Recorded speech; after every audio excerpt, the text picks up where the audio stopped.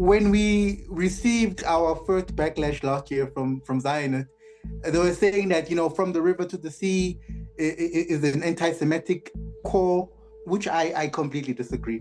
From the river to the sea is an inspirational call for freedom and justice. What I've noticed the pattern of these critics and the Israeli government is that they do not read what is inside the books.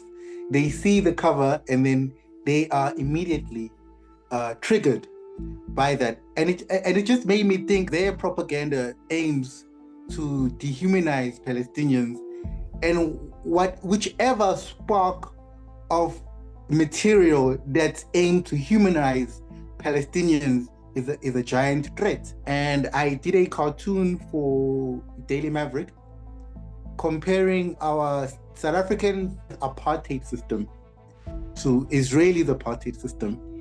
And that cartoon got a bit of backlash. We came up with, how about we do an activity book that will teach kids about Palestine. We start with the land of Palestine, and then we talk about the Nakba, and then we talk about the occupation, and then in the end we speak about freedom and liberty and justice. We also wanted to include literary icons like Ghassan Kanafani and Edward Said, and we wanted to also include activists like Ahed Tamimi, and we wanted kids to also learn about the children of Gaza and the contributions that they are making in the fight for their freedom. We have Lama Jamous, the 9-year-old journalist, and the lovely work that she's been doing in Palestine in reporting about the tragedies in Palestine.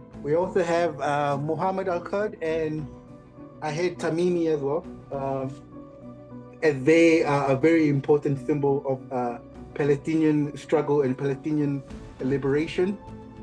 And we also featured the 4 children that were murdered years ago while they were playing soccer at the beach.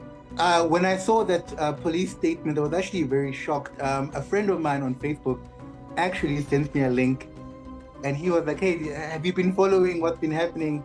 There's been a raid in East Jerusalem, and your book has been named as one of the books that incites violence and is a material of terrorism." I don't understand, because Israel is a very powerful state. They have a very powerful ally in the United States of America, and yet they are triggered by Palestinian literature. Yet we have leaders like Donald Trump advocating for the ethnic cleansing of Palestinians, and yet the Israeli government is okay with that. But they are not okay seeing a children's book that gives a voice to the people of Palestine. So it's really quite shocking, but at the same time, not surprising. The famous image of Palestine, Handala as well, that we featured in the cover. And I also created my own character that I created a few years ago. His name is Duma.